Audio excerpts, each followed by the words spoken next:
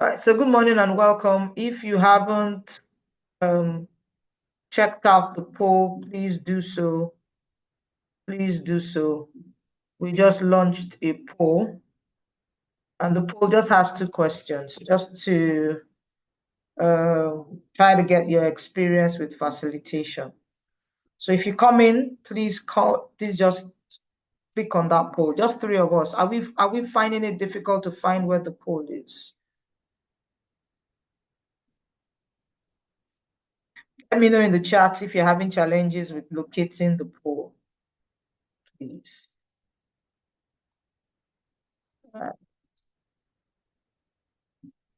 Just 2 questions.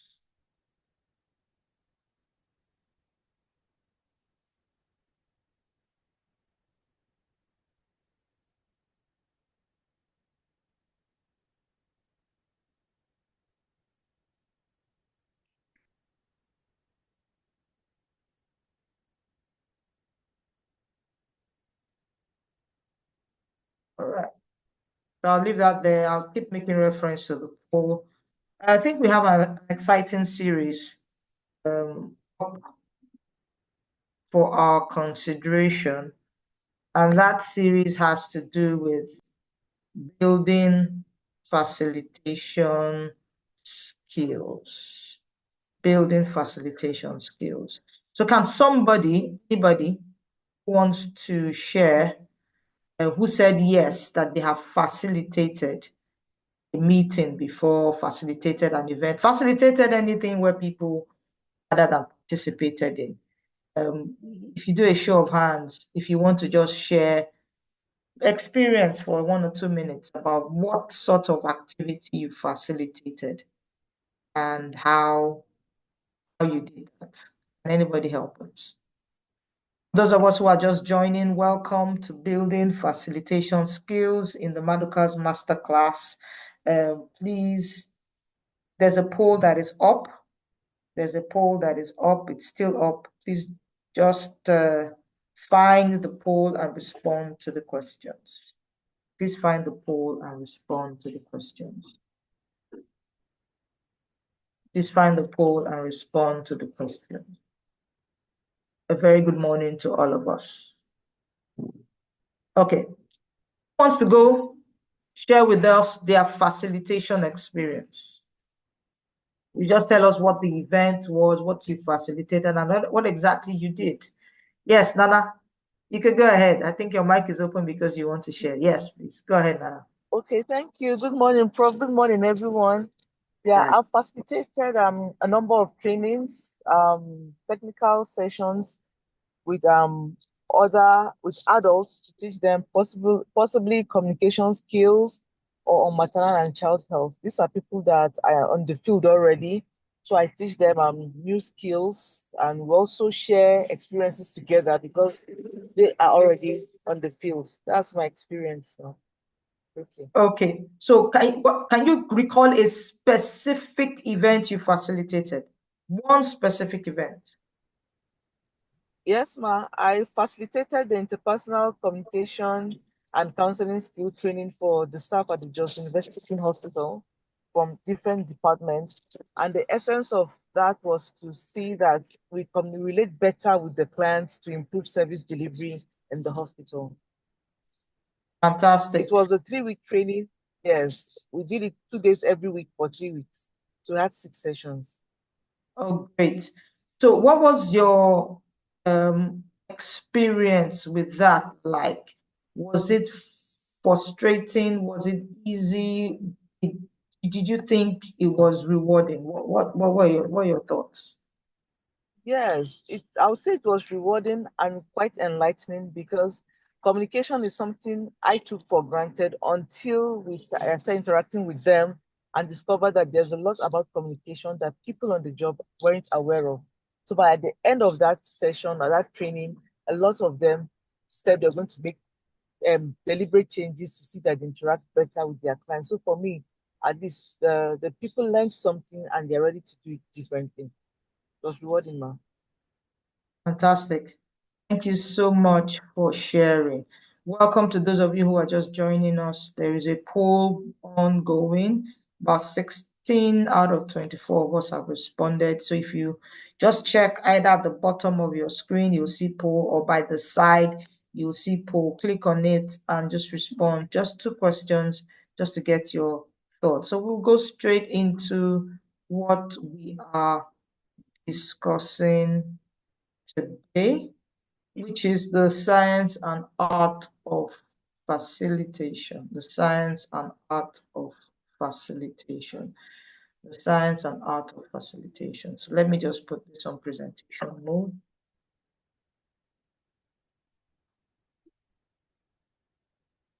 All right. Kindly confirm that you can see my presentation. We can see, ma. Fantastic. Okay. So the science and art of facilitation. And why are we doing this? Like Nana said, as people in the healthcare space, I would have said people in public health, but I know we have people who are not in public health, who are in the healthcare space, as people in management, as people in leadership, or as people aspiring to get into management or leadership. We will definitely have to have experience with facilitation. We don't often think about it, but this is something we will do very often. And our ability to act appropriately and facilitate a meeting with some level of excellence and some level of impact will mean the difference between objectives being met and not being met. And when I say facilitate, it may not only be a meeting.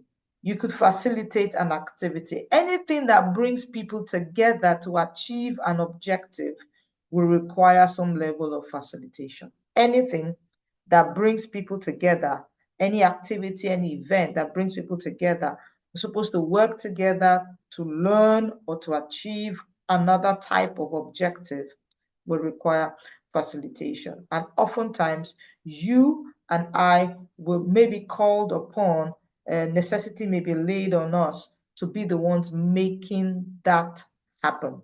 So the facilitators are the ones who will be very much involved in making those sort of things happen. Now, what is facilitation and what is and what is not facilitation? We're going to talk about what facilitation is and what facilitation is not. And we're also going to look at why I think facilitation is both an art and a science.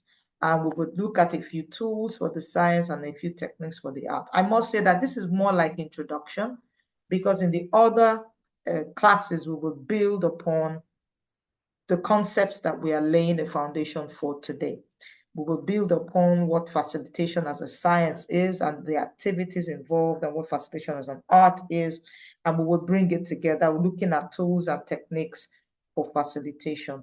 But we will just lay a foundation today. So I'm pretty excited about how this series will go. What happened? What happened? Okay, let's continue.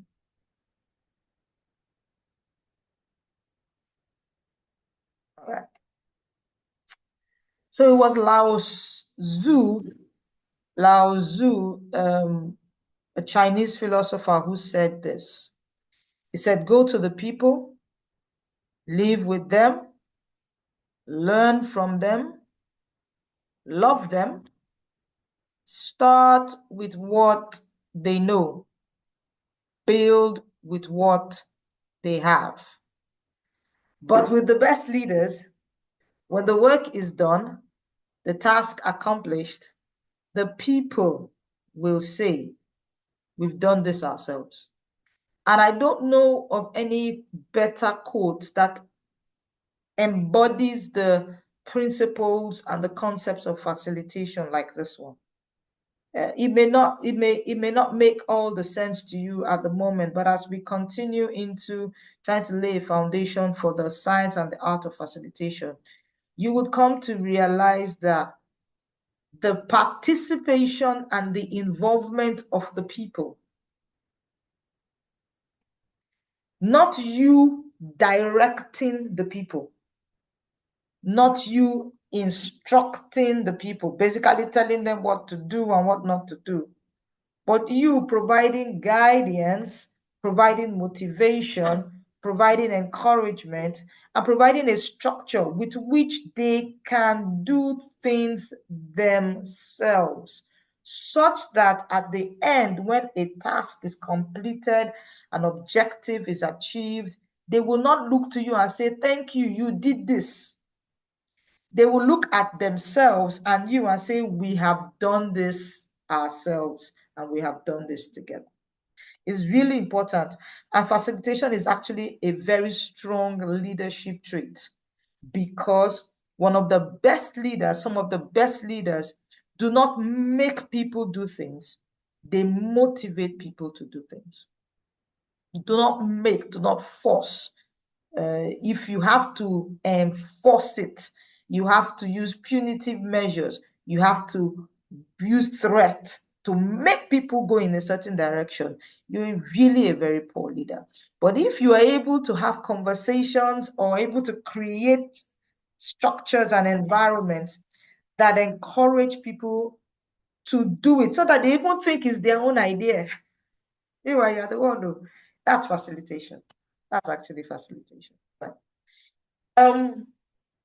Let's look at the definition of public health. Many of you on this call know this definition. Many of you on this call know this definition, and some of you do not. Those of you who do not know this definition, it's here in front of you. It's a very long one, but I will not bother reading the entire thing. But I want to pick out some things. One of the reasons why facilitation is so critical to public health and health development is that while facilitation is a science and an art, public health is also a science and an art. In fact, anything that has to do with health development requires a scientific approach, but it also requires skill sets and abilities that will help people prevent disease, prolong life, and promote physical health and efficiency. And look at the wonderful thing there, through their own efforts. So it is not you making all the effort to ensure that to ensure that disease is prevented, lives are prolonged. You cannot do it alone. You need to have the ability to bring people on board so that people are traveling in that same direction and are able to organize themselves to ensure that there's sanitation of the environment, there's control of infections, that they receive information, they practice personal hygiene, the healthcare service delivery is organized. People will need to be involved, even in clinical medicine now, and in the clinical disciplines.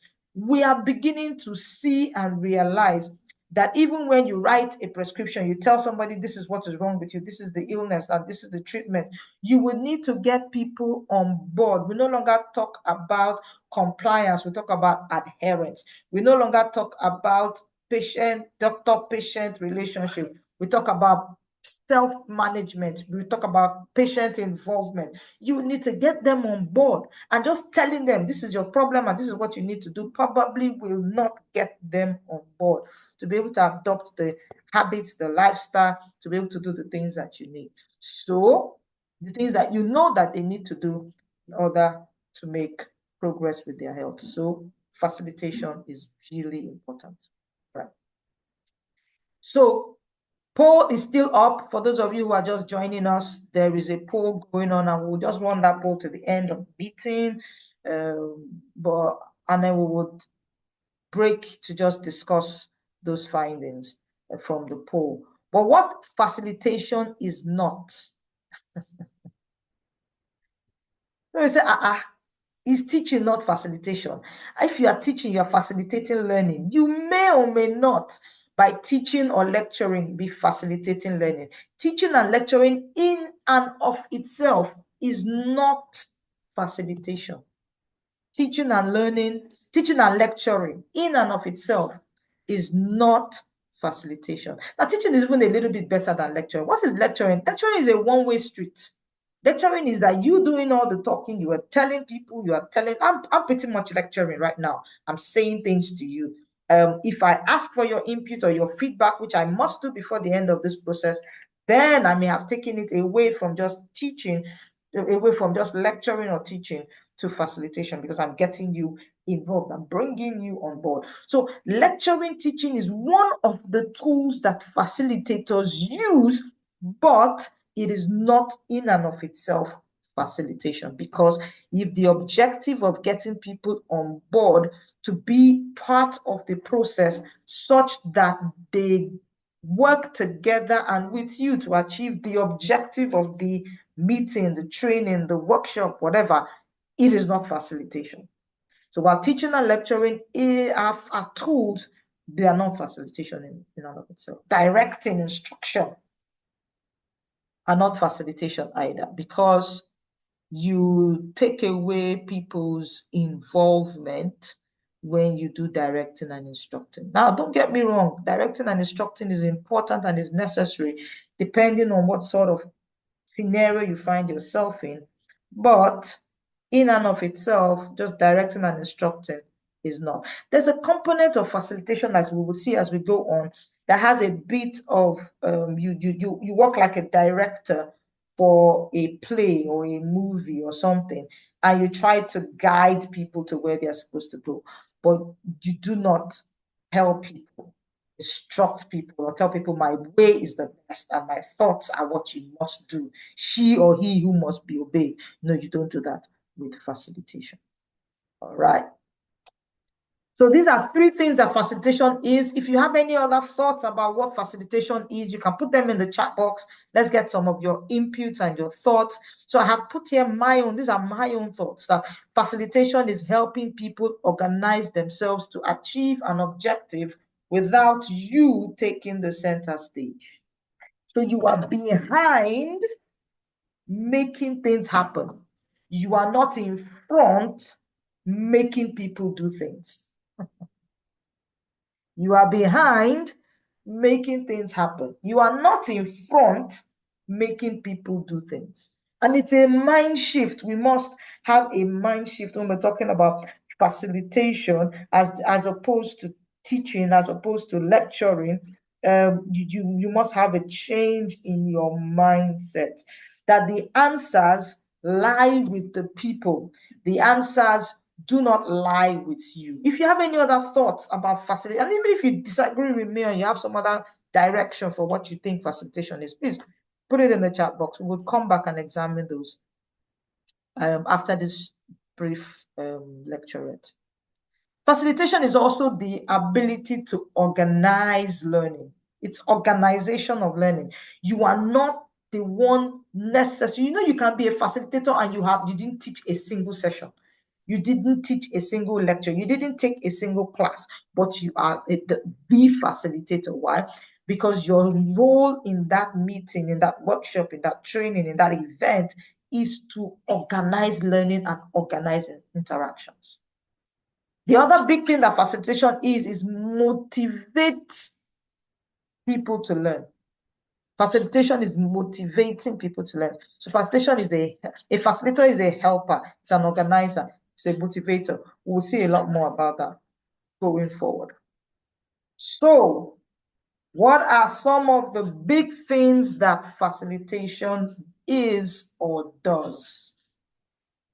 Facilitation, what are some of the big things facilitation is or does? Now, I've put here agenda setting, management of processes, and excellent guidance.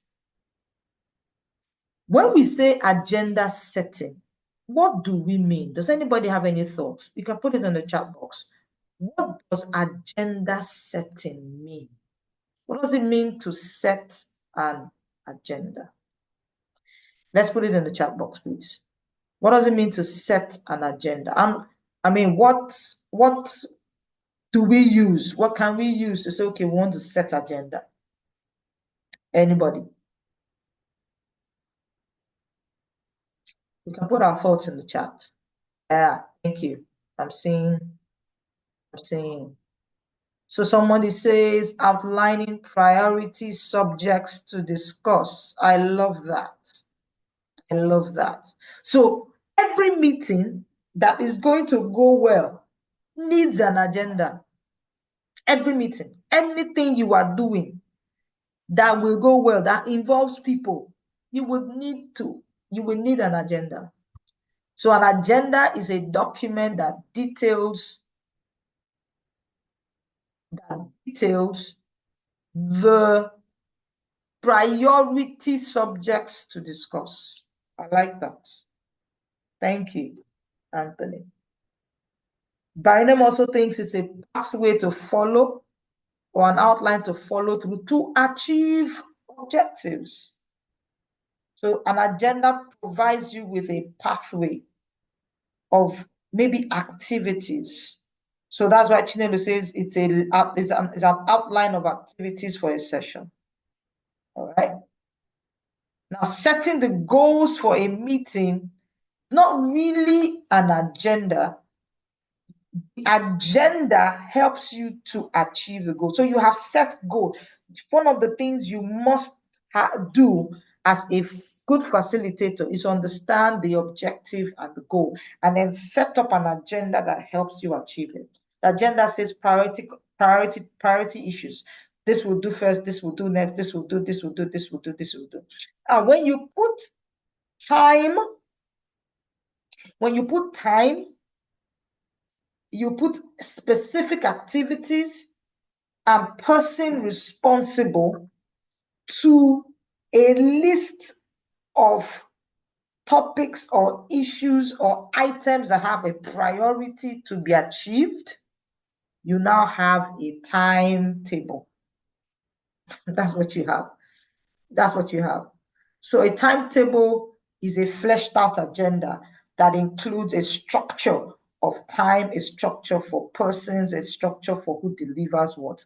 Once you put a structure of delivery to an agenda, you have a timetable or a training schedule. It's important. Facilitation, so sets that out. So from the very beginning, the agenda says this is what we want to achieve and this is how we're going to achieve it. Very important. A facilitator does that. A facilitator manages the processes. So from one aspect of the meeting, training, or workshop to the other, there are things that need to be done. And then there are also things that need to be done to move people from one aspect to the other, from one part of the training, from one part of the workshop to the other. And you will need to do that in a very smooth way. That is facilitation. And facilitators are fantastic process managers. In fact, they're fantastic method proponents. They don't just say, what do we need to do? They ask, how do we need to do it? How are we going to get people working together? What are we going to do? Is it going to be, first of all, a lecture, and then we'll now move to group discussions, and from there we'll now move to presentations from the groups? What processes? When will we take a break and do a bit of a dance so that people get up? When we do some exercises? When do we come back? When do we know how long to spend in a particular segment so that people don't get tired and bored, and then move them to the next? That is facilitation. Excellent guidance. A facilitator is a guide. So people are working in a group. A facilitator comes around and nudges them in the right direction. Oh, so you call that the question said this? And I mean, would you like to look at it from this angle? A facilitator guides the meeting, guides the workshop, and makes sure that everybody is moving in the right direction. A facilitator is a coordinator. I've written here coordination specialist. It's a coordinator. So what a coordinator does is just ensure that everything is going on according to plan. That the different parts that are supposed to make this work are there. Oh, have they brought? And you'll be wondering, I'm supposed to just come teach the workshop and go. No, but how do people get to the workshop? Are they coming in from their homes, or are you going to have to to put them in a hotel because you are starting early. And there are reasons for residential trainings and from home, for trainings where people come from home. It isn't just because you want to spend money. If you have a lot to achieve and you want to start early and close late, you'll be thinking residential. So you coordinate how the material is going to come, how the slides ready. You coordinate. So you're a coordination specialist. A facilitator demonstrates empathy. What that means is that you are able to read the room and recognize the emotions. You are able to read the room and recognize the emotions. You recognize those who are dominating and you recognize those who are withdrawn so that you can pull out withdrawn people and help to balance dominating people. And a facilitator is a motivator. And what a motivator does is just encourage people to stay excited, stay on course, and to stay on board. Science of facilitation. I like this this quote from Proverbs 24:3-4. It says, any enterprise is built by wise planning, becomes strong through common sense, and profits wonderfully by keeping abreast of the facts. You must understand that as a facilitator, you must come up with a systematic approach to ensure that interactions are clearly framed, well planned, and easy to follow. I'll say that again, clearly framed, well planned, easy to follow. Clearly framed, well planned, easy to follow. Have you been in a meeting, and I want your feedback in the chat box. Have you been in a meeting where 30 minutes into the meeting, you are wondering, do they know what they are doing here? Because I don't know. I don't know if these people organizing this meeting know what we are doing here. Have you ever been in such a meeting? Can you just put your, and if you want to flesh out, maybe you can give us an example of what kind of meeting that was. And have you ever been in a meeting where you are sitting there, you are like, God, what kind of waste of time is this? Have you ever been in such a meeting? Can I have your feedback, please? Meanwhile, I think the poll is still open. The poll is still open. So you can, if you're just joining us, welcome. There's a poll up that just asks you 2 questions about your facilitation experience. I think that poll is still open. So I need more input. Have you ever been in a meeting where, like, a few minutes into the meeting, you are like, what exactly are we doing here? You are not sure if the people organizing know what we're supposed to be doing. You are not sure if there is a plan. You don't know. How did that make you feel? How did that make you feel? One particular meeting comes to mind, but I want you to be the one sharing. Yes, most of you have been, but how did it make you feel? Yeah, how did it make you feel? Where it wasn't planned. It was so difficult to know what was going on. There was no plan, there was no strategy, there was no agenda. It was just, how did it make you feel? It wasn't framed. You didn't know what was going on, what you were supposed to achieve. How did it make you feel? We have a few people coming. Yes, so thank you. If anyone, let me read your feedback. Recently a training was going and the facilitators were confused. Oh my goodness. And these people are supposed to be like maybe top people, best of the best of the best. It's frustrating. You will feel like you will disconnect. You feel like you just feel like you wasted my time. And time is precious. So when people come to something you organize, they should feel, oh wow, I achieved something. So there is something to be said about meetings that are clearly framed as in you know what to expect. Even if some unexpected things happen, it was, you know, that it was planned. They planned to surprise you. I don't know if you understand. It's not like the surprise is surprising the facilitator himself. No, the facilitator planned to surprise or shock you. It was, you know, that there's a plan. These people planned this thing. And then it's easy to follow. You're not confused as to what you are supposed to do. Instructions are clear, directions are clear, guidance is real. All right. There's also the art of facilitation, because people may forget what you said. Weeks after this class, this master class, you may completely forget what I said. Many of the things I have said you will not remember. You may forget what you did here, the fact that you put a comment in the chat box and all of that. But you will probably not forget how you felt in the course of this interaction with me. You will probably not, if you felt that it was one-sided and boring, that feeling will stay with you. So the facilitator's art is developing skills that make participants feel comfortable, make the interactions free-flowing, make everyone feel included, and stimulates people's interest from start to finish. So people come in feeling comfortable. So you can imagine you are a facilitator and you've planned it, and your presenters are there and everything is ready. PowerPoint slides are sound and ready, but the place is too hot. The hall is hot. The hall is hot and the windows are closed. It is stuffy. You have to give yourself brain that nothing you are going to present here will help if you don't find a way to get some air into the room.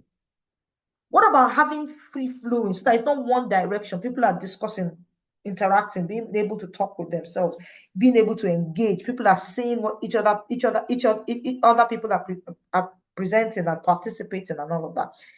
Feeling included, so that nobody is at the back of the room feeling like, no, I don't have a say. I can't talk in this meeting. While there isn't any particular group of people who feel like this meeting is my personal property, I came here to tell everybody what I feel every time. And then, of course, it needs to be stimulating as well, so that people feel excited and engaged throughout. So, do you remember this slide from a couple of slides ago, where we talked about facilitation is? Now, what you may not have realized is that all the things that have to do with the science of facilitation were on one side, while all the things that have to do with the art of facilitation was on the other side. So I'm bringing you back to this slide to show you that setting an agenda, managing processes, and providing guidance is a science. And there are tools for doing this. Setting an agenda, managing processes, and providing guidance is the science of facilitation, while coordination, empathy, and motivation is the art. Your skill in organizing, your skill in empathizing, making people feel included, making people feel part, making people want to participate, and your skill in motivation. So this is why I say facilitation is a science. You must have the tools for facilitation. You must have the tools, and you must have thought and put those tools together. So what are the tools for the science? What are the tools for the science? I have some here. Can we add more? Let's look at the tools. So I've put here agenda, a timetable, a session plan, a participants list, the slides, your notes. Is there any other thing? So these are hardware. These are the things you need to put together and arrange and organize and make sure that it's there, and make sure that you have sat down and planned it. You put it down, you've typed it, you've organized it, it's there. Did I cover it? Or are there any other tools for the science of participation? The things that get the discussion moving in the right direction. Are there any other documents? Any other equipment, maybe? Any other tools? Can we think about it? Any other documents? Any other equipment? Any other tools? I don't think my list is exhaustive. Okay. So the role play, if you're talking about role play in the sense of, if you're talking about role play in the sense of you have written down what the roles will be. So maybe we call something like that. Who can help me? What do we call that? Where you document what the sessions, what people will do. So maybe you have documented your role play. So role A, you are a public health physician doing XYZ. Come and talk to your clients and educate them. So yes, sticky notes, pre and post test, handouts, exactly. Pre and post test, handouts, sticky notes. You need those things. Flip charts, markers, things that will help people discuss, flyers. You need those things. You need to have put them properly together. Let's flip so that we can have a few minutes. We're wrapping up. Have a few minutes to discuss. Let's flip to the techniques. Let's flip to the techniques. Agenda setting, icebreakers, group activities, lecturettes, presentations, discussions, role play will come here. Olumide, role play will come here. What are the techniques for keeping people motivated and involved and excited and engaged? Can we share other techniques? Other techniques.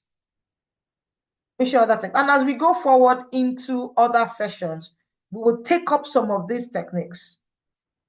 All right. Question and answer. Question and answer. Question and answer is a technique. Question and answer is a technique. Group discussions, group presentations, brainstorming sessions. These are techniques. Things that you do or get people to do, things that you get people to do to facilitate learning and interaction. Videos.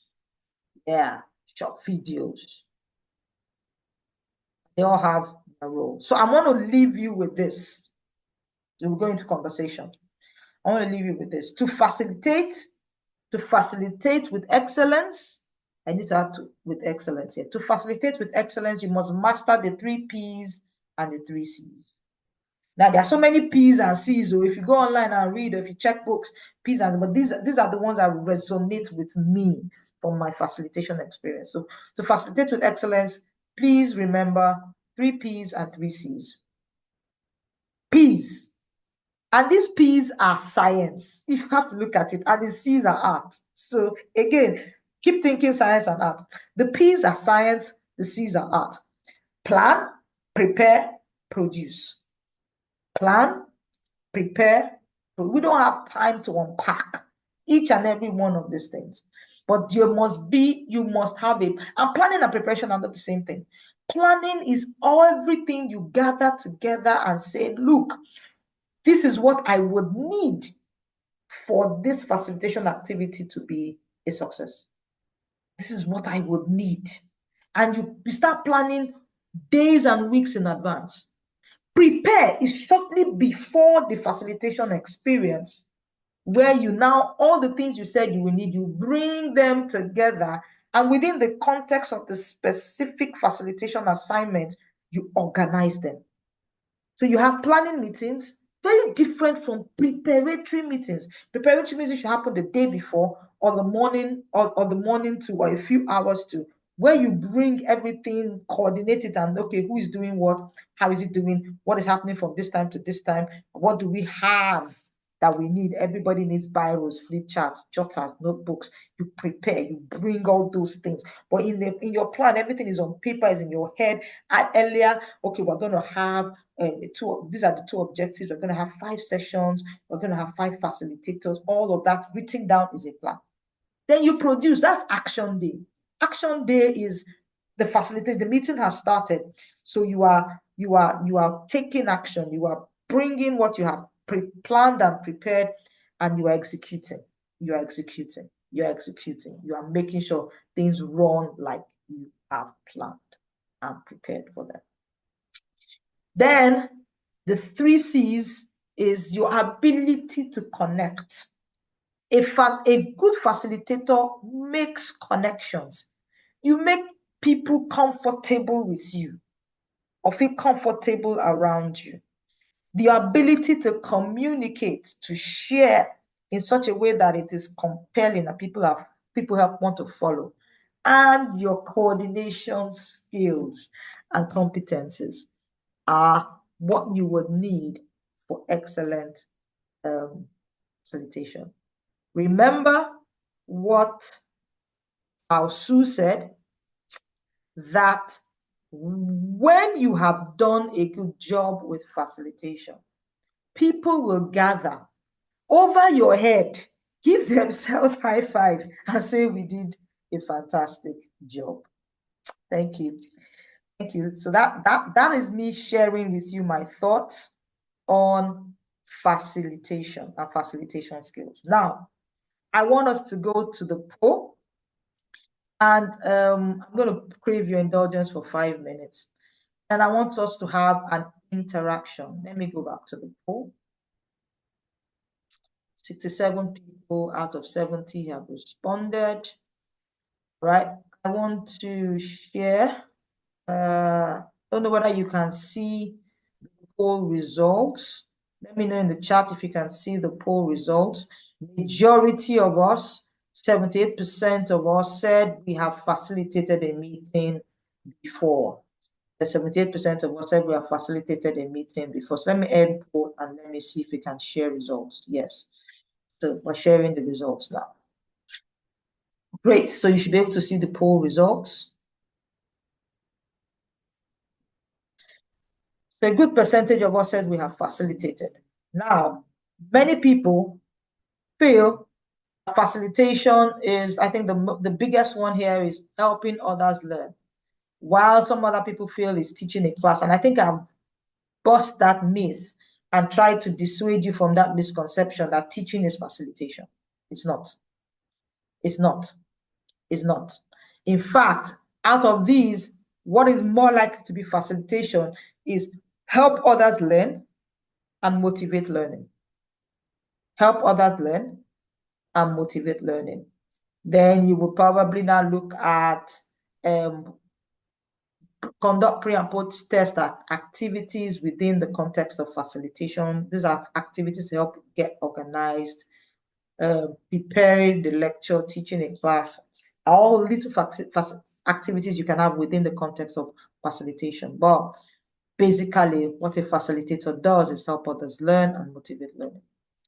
Okay, now, thank you for your time and your staying with us from beginning to the end. I know a couple of you were not able to join right at the beginning, but we try to start early because we know that you have awesome things to do today, and we want to get some stuff done.